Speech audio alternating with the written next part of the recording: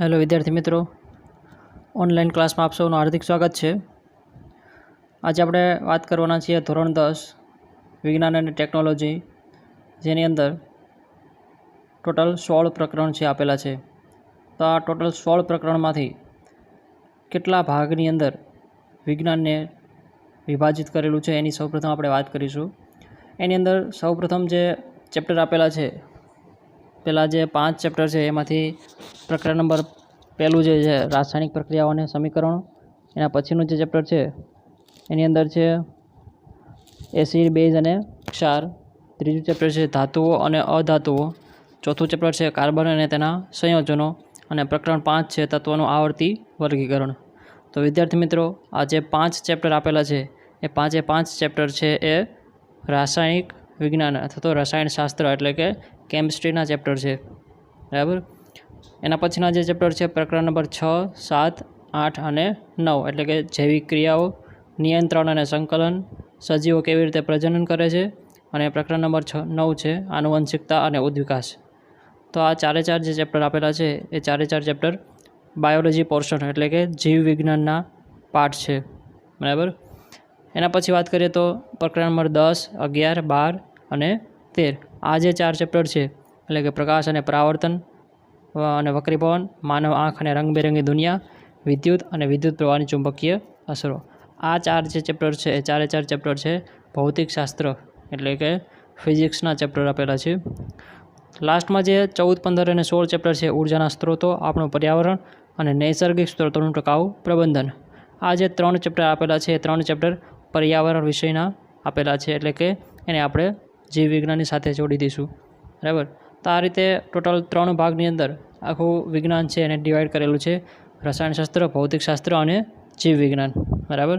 તો વિદ્યાર્થી મિત્રો, આ 3ની અંદર 3 જે ભાગ આપેલા છે એ ભાગની અંદર આપણે વારાફરતી એક ચેપ્ટર છે ડિસ્કસ કરવાના છીએ. તો અત્યારે સૌપ્રથમ આપણે શરૂઆત કરીશું થોડા જે સહેલા ચેપ્ટર છે, જે આસાનીથી તમે સમજી શકો એવા ચેપ્ટર આપણે ઓનલાઈન ક્લાસની અંદર ચાલુ કરવાના છીએ. તો એમાં સૌપ્રથમ આપણે પર્યાવરણના જેટલા પણ પાર્ટ છે 3 પાર્ટ એની અંદર આપણે ડિસ્કસ કરીશું. તો આવો જોઈએ પ્રકરણ નંબર 14 ઉર્જાના સ્ત્રોતો. તો વિદ્યાર્થી મિત્રો, પ્રકરણ નંબર 14 એનું ટાઇટલ છે ઉર્જાના સ્ત્રોતો. તો સૌપ્રથમ આપણે જે ચેપ્ટરની શરૂઆત કરીએ એ પહેલાં આપણે સૌપ્રથમ ઉર્જાના સ્ત્રોતો એટલે એનું જે ટાઇટલ છે એ સમજવું ખૂબ જ જરૂરી છે. તો ઉર્જા આપણે કોને કહીશું, ઉર્જાની જરૂર શું કામ પડે છે, એનું મહત્ત્વ શું છે, એના વિશે સૌપ્રથમ આપણે ચર્ચા કરીશું. તો રોજિંદા જીવનની અંદર આપણે જોતા હોઈએ કે કોઈ પણ કાર્ય આપણે કરવું હોય, કોઈ પણ સજીવને કોઈ પણ કાર્ય કરવા માટે જેની જરૂર પડે છે એ છે ઉર્જા, બરાબર. ઉર્જા વગર કોઈ પણ કાર્ય શક્ય છે નહીં. એ આપણા રોજિંદા જીવનમાં હોય કે કોઈ પણ બીજું કાર્ય હોય, દરેક માટે આપણે ઉર્જા છે એ જરૂરી છે. તો વિદ્યાર્થી મિત્રો, જે ઉર્જા જે આપણે ડેઇલી રૂટિનની અંદર રોજિંદા જીવનમાં ઉપયોગમાં લેતા હોઈએ છીએ એ ક્યાંથી મળે છે આપણને, ક્યાંથી આપણે એને મેળવીએ છીએ, બરાબર, એ પણ સમજવું ખૂબ જ જરૂરી છે એટલે કે એના સ્ત્રોત. તો અહીંયા જે સ્ત્રોત છે એનો મતલબ શું કરીશું કે સ્ત્રોત એટલે શું? તો સ્ત્રોત એટલે કે એવી એક જગ્યા અથવા તો એવો એક પ્લેસ કે જ્યાંથી આપણને એ ઉર્જા છે એ મળી શકે છે એટલે કે પ્રાપ્ત થાય છે, બરાબર. તો એને કહીશું ઉર્જાના સ્ત્રોતો. તો એવા ઘણા બધા ઉર્જાના સ્ત્રોતો છે એ આપણને ખબર હશે અથવા તો આપણે જાણતા પણ હોઈશું, બરાબર. તો ઉર્જાના સ્ત્રોતો વિશે આપણે આ ચેપ્ટરની અંદર વાત કરવાના છીએ. તો એ પહેલાં આપણે જે ઉર્જા એટલે શું અથવા તો ઉર્જાના સ્ત્રોતો એટલે શું એના વિશે વાત કરી. હવે બુકની અંદર જે આપેલું છે એમાં જોઈએ તો ધોરણ 9માં આપણે શીખી ગયા કે ભૌતિક અથવા તો રાસાયણિક પ્રક્રિયાના સમયે કુલ ઉર્જાનું સંરક્ષણ થાય તો પછી આપણે કેમ ઉર્જા સંકટના વિષયમાં આટલું બધું સાંભળતા રહીએ છીએ.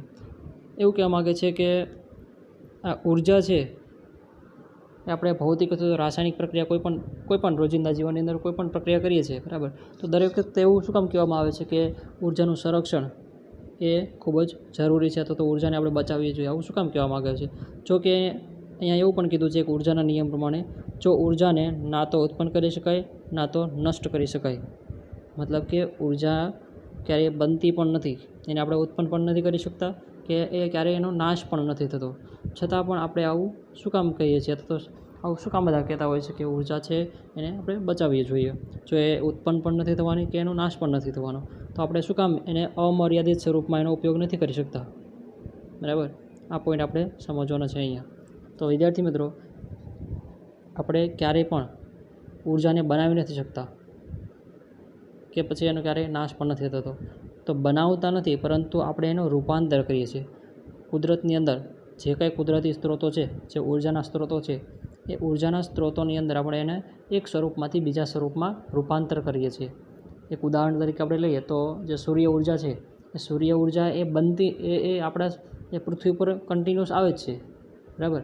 પરંતુ એને એ સૂર્ય ઉર્જામાંથી આપણે વિદ્યુત ઉર્જામાં કન્વર્ટ કરીએ છીએ, એને રૂપાંતર કરીએ છીએ, અને પછી આપણને એમાંથી કોઈપણ ઇલેક્ટ્રિક ઉપકરણો છે ચાલુ કરવા હોય તો આપણે ચાલુ કરી શકીએ. તો એને આપણે સૂર્ય ઉર્જા કહીએ છીએ, બરાબર. તો એ સૂર્ય ઉર્જામાંથી આપણે એને વિદ્યુત ઉર્જાની અંદર રૂપાંતર કરીએ છીએ. તો આ જે પ્રક્રિયા છે એને રૂપાંતરણની પ્રક્રિયા, મતલબ કે જે ઉર્જાનો સ્ત્રોત છે અને એ ઉર્જાના સ્ત્રોતમાંથી આપણે ઉર્જા છે મેળવીએ છીએ, બરાબર. એના પછી એવું કીધું છે કે તો આપણે આવી ચિંતા શેના માટે?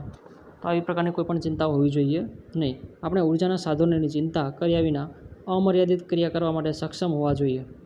જે આપણે આગળ વાત કરીએ કે આવું છે કે ઉર્જાનો ક્યારેય નાશ નથી થતો, તો એનો આપણે કોઈ પણ મતલબ અમર્યાદિત સ્વરૂપમાં એનો ઉપયોગ પણ આપણે કરી શકતા હોવો જોઈએ, બરાબર. પરંતુ એવું છે નહીં. જો આપણે યાદ કરીએ કે ઉર્જાના વિષયમાં આનાથી વધારે બીજું શું શું શીખ્યા છીએ, તો આ પહેલાંનો ઉકેલ લાવી શકાય છે. ઉર્જાના વિવિધ સ્વરૂપ અને ઉર્જાને એક સ્વરૂપને બીજા સ્વરૂપમાં પરિવર્તિત કરી શકાય છે. એટલે કે અહીંયા જે આપણે વાત કરવાની છે,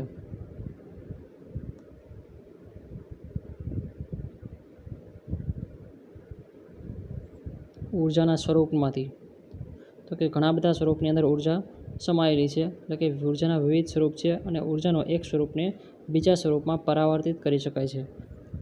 જેવી રીતે આપણે વાત કરી કે સૂર્ય ઉર્જા, બરાબર. તો એ સૂર્ય ઉર્જાને આપણે વિદ્યુત ઉર્જામાં પરાવર્તિત કરી છે અને આપણે એનો અલગથી ઉપયોગ કરી શકીએ છીએ. ઉદાહરણ તરીકે જો આપણે કોઈ પ્લેટને કોઈ ઊંચાઈથી પડતી મૂકીએ તો પ્લેટની સ્થિતિ ઉર્જાનો અધિકતમ ભાગ જમીન સાથે અથડાવાથી ધ્વનિ ઉર્જામાં પરાવર્તિત થાય છે. તો ધ્વનિ ઉર્જા મતલબ કે કોઈ પણ રણકાર ઉત્પન્ન થાય છે, કોઈ અવાજ ઉત્પન્ન થાય છે, તો પણ એ પણ શું છે, એક પ્રકારની ઉર્જા છે. હવે એ રૂપાંતર કેવી રીતે થાય છે? તો કે એક ગ્લાસ અથવા કોઈ એક પ્લેટ છે, બરાબર, જે સ્થિતિ ઉર્જા એટલે કે એક જગ્યાએ પડેલી છે. હવે એને હું નીચે ફેંકું છું તો શું થશે? એ સ્થિતિ ઉર્જામાંથી ધ્વનિ ઉર્જાની અંદર એનું રૂપાંતર થાય છે. તો અહીંયા ધ્વનિ ઉર્જા છે એ ઉત્પન્ન થાય છે. તો કેવી રીતે થાય છે? રૂપાંતરણની પ્રક્રિયા. જો આપણે કોઈ મીણબત્તીને સળગાવીએ છીએ તો પ્રક્રિયા વધારે ઉષ્માક્ષેપી થાય છે. એટલે કે ઉષ્માક્ષેપી મતલબ કે એમાંથી ઉષ્મા ઉત્પન્ન થાય છે. કોઈ પણ મીણબત્તી છે, એ મીણબત્તી શું કરે છે? તો કે જ્યારે એને આપણે સળગાવીએ તો એ પ્રકાશ ફેલાવે છે, બરાબર. તો આની અંદર જે પ્રક્રિયા થાય છે, રાસાયણિક પ્રક્રિયા થાય છે, રાસાયણિક પ્રક્રિયા દરમિયાન શું થાય છે? તો કે એમાંથી ઉષ્મા ઉત્પન્ન થાય છે અને પ્રકાશ ઉર્જા પણ એમાંથી ઉત્પન્ન થાય છે. તો એ રાસાયણિક પ્રક્રિયા થઈને એમાંથી શું બને છે? તો કે પ્રકાશ ઉર્જા અને ઉષ્મા ઉર્જા આપણને એમાંથી મળે છે.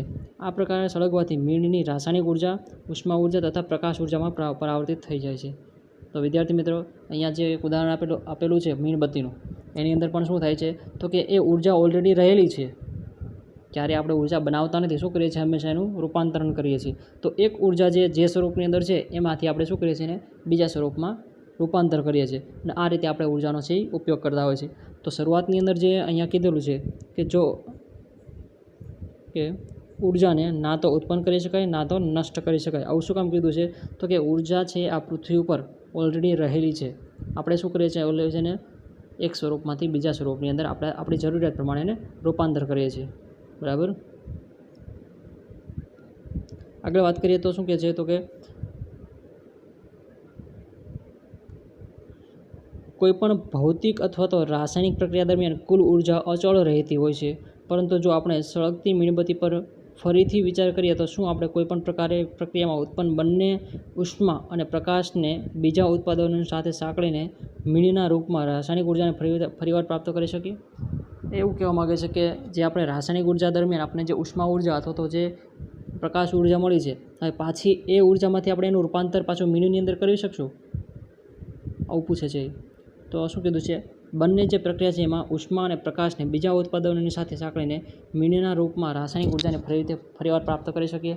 તો બધી વખતે આવું જરૂરી નથી કે તમે એક સ્વરૂપમાંથી બીજા સ્વરૂપમાં જ્યારે ઉર્જાને રૂપાંતર કરો છો, ફરીવાર પાછું એ જે સ્વરૂપની અંદર રૂપાંતર થયું છે એને પાછું એની જે પહેલાંના જે સ્વરૂપની અંદર પહેલાંનું જે સ્વરૂપ છે એની અંદર રૂપાંતર થાય, બરાબર. બધી વાતની અંદર આવું જરૂરી છે નહીં. તો એના નીચે એક બીજું ઉદાહરણ આપેલું છે. તો એ ઉદાહરણની અંદર એવું કહેવા માગે છે કે એક પાણીનો ગ્લાસ છે, 100 ml પાણી છે મારી પાસે, અને એ પાણી છે વધારે ગરમ છે, બરાબર. એનું તાપમાન છે 75 ડિગ્રી, બરાબર. 348 કેલ્વિન થતો 75 ડિગ્રીનું તાપમાન છે. બીજો એક રૂમ મારી પાસે છે, અને એ રૂમનું તાપમાન છે નોર્મલ તાપમાન, મતલબ કે 25 ડિગ્રી તાપમાન છે રહેલું છે. હવે જ્યારે તાપમાન એ જે પાણીનો ગ્લાસ છે જેનું તાપમાન 75 ડિગ્રી છે, એ પાણીના ગ્લાસને જ્યારે એ રૂમની અંદર મૂકવામાં આવે છે, તો ત્યારે શું થાય છે? તો એ શું કહે છે, જોમાં શું એવો કોઈ રસ્તો છે કે જેના દ્વારા પર્યાવરણમાં ગુમાવેલી બધી ઉર્જાને એકત્ર કરીને પાણી એકવાર ઠંડુ થઈ ગયું છે તેને ફરીવાર ગરમ કરી શકાય?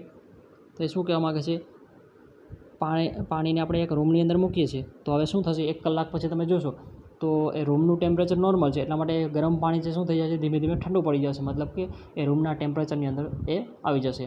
તો એવું પોસિબલ છે કે એ પાણી છે ફરીવાર વધારે ગરમ થઈ શકે?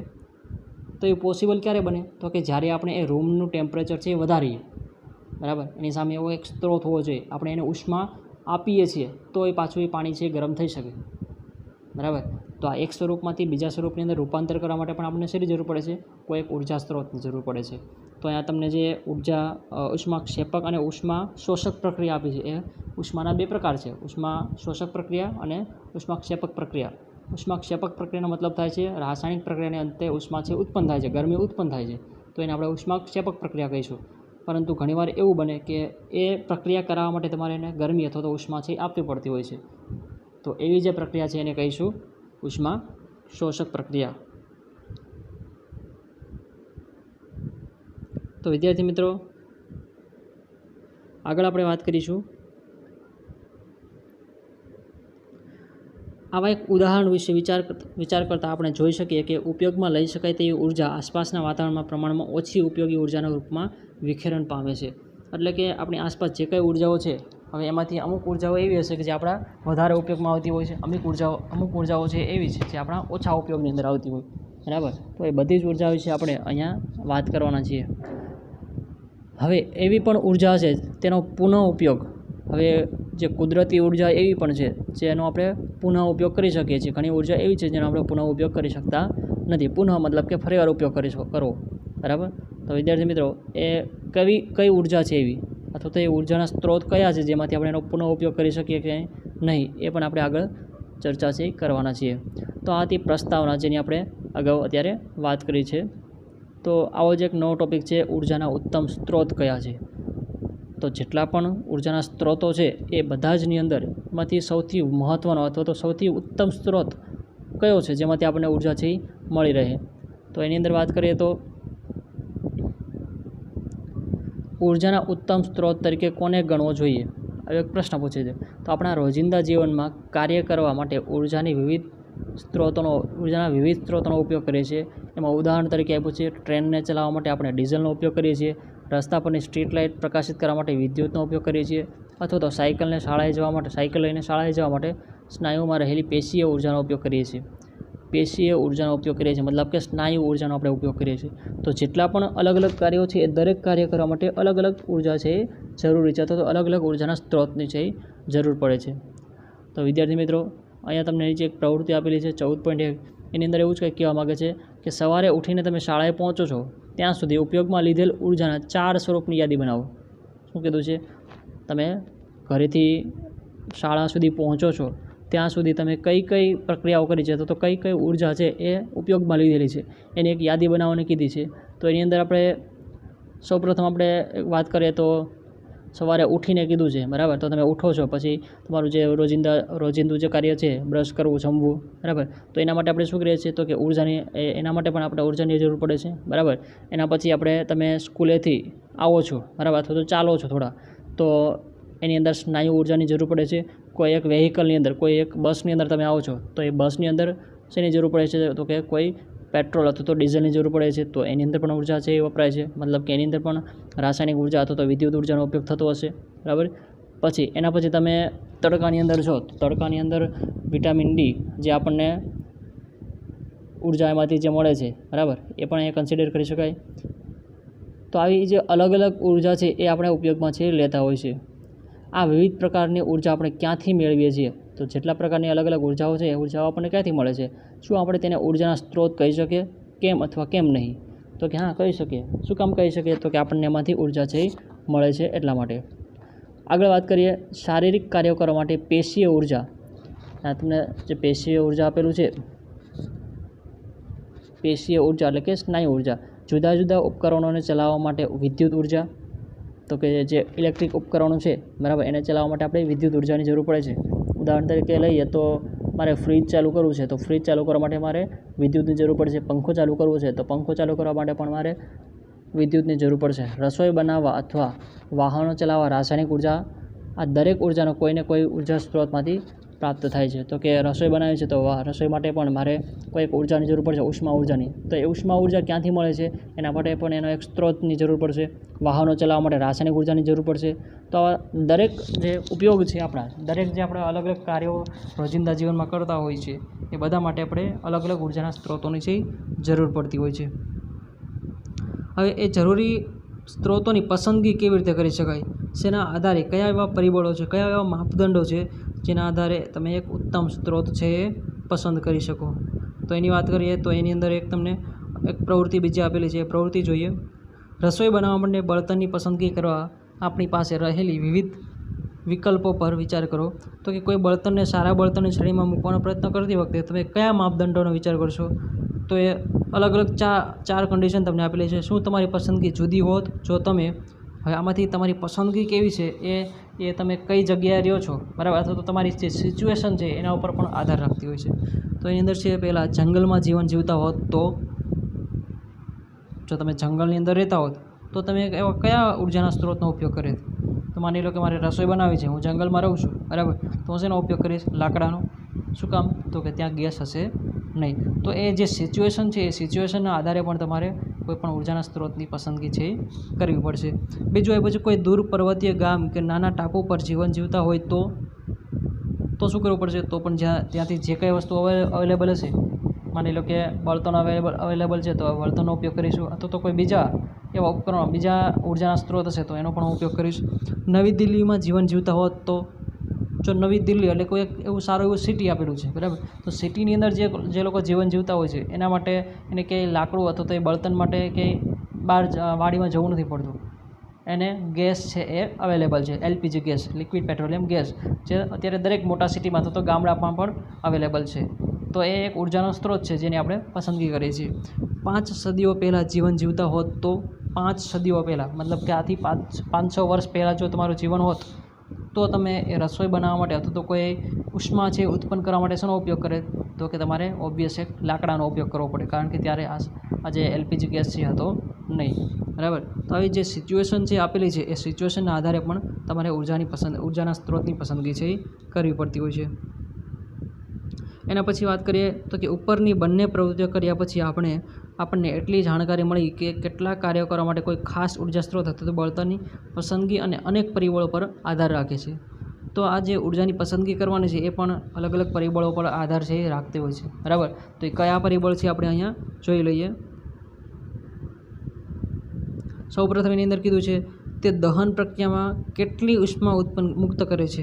મતલબ કે એ દહનની પ્રક્રિયા છે, માની લો કે હું લાકડું સળગાવું છું તો એની દહનની પ્રક્રિયા દરમિયાન એ સળગા પછી એમાંથી કેટલા પ્રમાણમાં ઉષ્મા, તો જે ઉર્જા છે એ મુક્ત થાય છે એ પણ એ પણ જરૂરી છે. મતલબ કે દહન પ્રક્રિયા દરમિયાન ઉષ્મા મુક્ત થવી પણ જરૂરી છે. શું તે ખૂબ મોટા પ્રમાણમાં ધુમાડો ઉત્પન્ન કરે છે, આ પરિબળ પણ ખૂબ જ મહત્ત્વનું છે. જો મોટા પ્રમાણમાં એ ધુમાડો ઉત્પન્ન કરતું હોય તો એનાથી પ્રદૂષણ છે વધારે ફેલાય તો એ આપણા માટે હાનિકારક છે. તો એનો મતલબ એવો છે કે ધુમાડો છે એ ઓછો ઉત્પન્ન કરતો હોવું જોઈએ. એના પછી શું તમે બળતણ સંબંધિત બીજા 3 વધુ પ્રશ્નો વિચારી શકો. તો એની અંદર જેટલા પ્રકારના બળતણ આજે ઉપલબ્ધ છે એની અંદર કોઈ એક એવું પરિબળ જોવાનું છે કે જે આપણને આસાનીથી મળતું હોય, મતલબ કે આજે ધુમાડો છે ઓછો ઉત્પન્ન કરતું હોય એ સિવાય તમારે જોવું હોય તો શું કહી શકો, તો કે તમને સરળતાથી આસાનીથી એ ઉપલબ્ધ હોવું જોઈએ. મતલબ કે એ તમે સરળતાથી મેળવી શકતા હોય. જે એકમ કદ અથવા દ્રવ્યમાન દીઠ વધારે માત્રામાં કાર્ય કરે, જેટલું બળતણનો તમે ઉપયોગ કરો છો એની સામે તમને એટલું વળતર એટલે કે એટલા પ્રમાણમાં તમને ઉર્જા છે મળતી હોવી જોઈએ. જો એટલા પ્રમાણમાં ઉર્જા ન મળતી હોય તો એ તમારા માટે નુકસાનકારક છે, અથવા તો એમાંથી તમને નુકસાન થશે, મતલબ કે તમને એમાં કંઈ નફો મળશે નહીં, કારણ કે તમે જે એનો સ્ત્રોત છે એ સ્ત્રોતનો ઉપયોગ વધારે કરો છો, પરંતુ તમને એની સામે એટલી ઉર્જા મળતી નથી. સરળતાથી ઉપલબ્ધ હોવી જોઈએ, તો આ પણ એક મહત્ત્વનો પરિબળ છે. આસાનીથી તમે એને મેળવી શકતા હોવા જોઈએ. સંગ્રહ તથા પરિવહનમાં સરળ હોવું જોઈએ, મતલબ કે એ જે ઉર્જાનો જે સ્ત્રોત છે જ્યાંથી તમને ઉર્જા મળે છે, તો એ ઉર્જા તમને એક વ્યવસ્થિત જગ્યાએ સંગ્રહ છે એ કરી શકતા હોવો જોઈએ, બરાબર. અને તમે એને એક જગ્યાએથી બીજી જગ્યાએ પણ લઈ જઈ શકતા હોવા જોઈએ. તો એનું એક ઉદાહરણ લઈએ તો અત્યારે આપણે સૌથી વધારે પ્રમાણમાં બધા લોકો યુઝ કરે છે તો રસોઈ બનાવવા માટે એલપીજી ગેસ, જેનો આપણે ઉપયોગ કરતા હોય, બરાબર. તો શું કામ અત્યારે એલપીજી ગેસનો ઉપયોગ કરે છે? તો એના ઘણા બધા અલગ અલગ ફાયદા છે, અથવા તો આ જે પરિબળો આપણે જોયા એ પરિબળો એની અંદર ઘણા બધા સંકળાયેલા છે. તો કે પ્રદૂષણ છે ઓછા પ્રમાણમાં થાય છે, બરાબર. એમાંથી કોઈપણ પ્રકારનું પ્રદૂષણ અથવા તો ધુમાડો થતો નથી. સરળતાથી ઉપલબ્ધ પણ છે. ઉર્જાનો જે સંગ્રહ છે એ બોટલની અંદર આપણે એનો સંગ્રહ પણ આસાનીથી કરી શકીએ છીએ. પરિવહન, તો કે એક જગ્યાએથી બીજી જગ્યાએ તમે લઈ જઈ શકો છો, બરાબર. તો આ બધા જે પરિબળો છે એ બધા પરિબળો એની સાથે સંકળાયેલા છે, એટલા માટે આપણે અત્યારે એલપીજી ગેસનો ઉપયોગ છે એ કરતા હોય છે. તો વિદ્યાર્થી મિત્રો, અહીંયા જે કાંઈ આપણે ડિસ્કસ કર્યું છે, ઉર્જાનો ઉત્તમ સ્ત્રોત કોને કહીશું, બરાબર. તો જેવી પરિસ્થિતિઓ અને જે પરિબળો છે એના આધારે તમે કોઈ એક ઉર્જાના સ્ત્રોતને પસંદ કરશો, તો એ બધા ઉર્જાના સ્ત્રોત માટે તમારે આ પરિબળો છે અનુસરવા જરૂરી છે. તો વિદ્યાર્થી મિત્રો, અહીંયા આપણે 2 ટૉપિક છે ડિસ્કસ કર્યા છે અત્યાર સુધીમાં. તો કે એક પ્રસ્તાવના અને બીજું છે ઉર્જાના ઉત્તમ સ્ત્રોત. તો હોમવર્કની અંદર તમારે આ પ્રશ્નો જે આપેલા છે એ તમારે લખીને લાવવાના છે. ઉર્જાનો ઉત્તમ સ્ત્રોત કોને કહેવાય, ઉત્તમ બળતણ કોને કહીશું, જો તમે તમારા ભોજનને ગરમ કરવા માટે કોઈપણ ઉર્જાના સ્ત્રોતનો ઉપયોગ કરો છો તો તમે કોનો ઉપયોગ કરશો, બરાબર. આ બધા જ પ્રશ્નો છે એ તમારે લખવાના છે બુકની અંદર. આ સિવાય બીજા 3 પ્રશ્નો હું તમને આપું છું. પહેલું છે ઉર્જા એટલે શું, બીજું છે ઉર્જાના સ્ત્રોતો એટલે શું, અને ત્રીજું છે ઉર્જાની પસંદગી માટે જે પરિબળો જવાબદાર છે એ પરિબળો કયા કયા છે એ લખવાના છે. હવે આગળનું જે કંઈ છે, આગળ વધારે જે ડિસ્કસ કરવાનું છે આપણે નેક્સ્ટ લેક્ચરની અંદર ડિસ્કસ કરીશું. Thank you.